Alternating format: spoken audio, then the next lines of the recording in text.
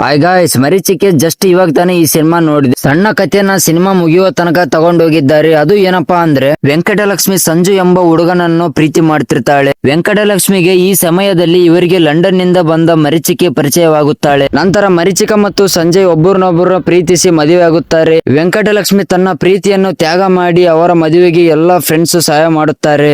ಮದುವೆಯಾದ ಕೆಲವೇ ದಿನಗಳಲ್ಲಿ ಮರೀಚಿಕ ಅಥವಾ ಸಂಜಯ್ದು ಕೊಲೆ ಆಗುತ್ತೆ. ನಿಜವಾಗಿ ಕೊಲೆ ನಡೆದಿದೆಯಾ ಅಥವಾ ಇದು ಯಾರ್ದೋ ಭ್ರಮೆಯ ಇದೆ? ಮರೀಚಿಕ ಸಿನಿಮಾ ಮುಖ್ಯ ಕತೆ. ಈ ಕತೆ ನೋಡಿ ಮೆಂಟಲ್ ಆದೆ ಭಯ್ಯ.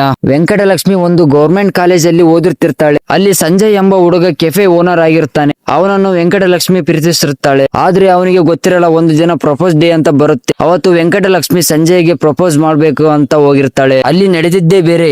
ಕೇಳಿ ಹೇಳ್ತೀನಿ. ಒಂದು ಪಾರ್ಕ್ ಅಲ್ಲಿ ಸಂಜಯ್ ಮತ್ತು ಮರೀಚಿಕ ಮಾತಾಡ್ತಾ ಕುತ್ಕೊಂಡಿರ್ತಾರೆ. ಅದೇ ಸಮಯದಲ್ಲಿ ವೆಂಕಟಲಕ್ಷ್ಮಿ ಹೋಗಿ ನೋಡಿ ಶಾಕ್ ಆಗ್ತಾಳೆ. ಸಂಜಯ್ ಅವರು ಮರೀಚಿಕೆಗೆ ಪ್ರಪೋಸ್ ಮಾಡ್ತಾ ಇರ್ತಾನೆ. ಮರೀಚಿಕೆಗೆ ಅಕ್ಸೆಪ್ಟ್ ಮಾಡಿಕೊಂಡು ಮನೆಗೆ ಹೋಗ್ತಾಳೆ. ಅವರಿಬ್ಬರನ್ನ ನೋಡಿ ವೆಂಕಟಲಕ್ಷ್ಮಿಗೆ ಬಹಳಷ್ಟು ದುಃಖ ಆಗುತ್ತೆ. ವೆಂಕಟಲಕ್ಷ್ಮಿ ಇದನ್ನೆಲ್ಲ ನೋಡಿ ಪೊಲೀಸ್ ಸ್ಟೇಷನ್ ಅಲ್ಲಿ ಕಂಪ್ಲೇಂಟ್ ಮಾಡ್ತಾಳೆ. ಇನ್ನು ಈ ಸಿನಿಮಾ ಬಗ್ಗೆ ತಿಳ್ಕೊಬೇಕಾದ್ರೆ ಹೋಗಿ ಈ ಸಿನಿಮಾ ನೋಡಿ. ಈ ಸಿನಿಮಾಕ್ಕೆ ನಾ ಕೊಡುವ ರೇಟಿಂಗ್ 5ಗೆ 2.5 ಕೊಡ್ತೀನಿ. ಈ ವಿಡಿಯೋ ಇಷ್ಟ ಆಗಿದ್ರೆ ಲೈಕ್ ಮಾಡಿ. ನಮ್ಮ ಚಾನಲ್ಗೆ ಹೊಸಬ್ರಾಗಿದ್ರೆ ಸಬ್ಸ್ಕ್ರೈಬ್ ಮಾಡ್ಕೊಳ್ಳಿ. ಸಿಗೋಣ ಮುಂದಿನ ರಿವ್ಯೂ. ಯಾವ್ದಪ್ಪ ಅಂದ್ರೆ ಮಾ ಇಂಟಿ ಬಂಗಾರಂ.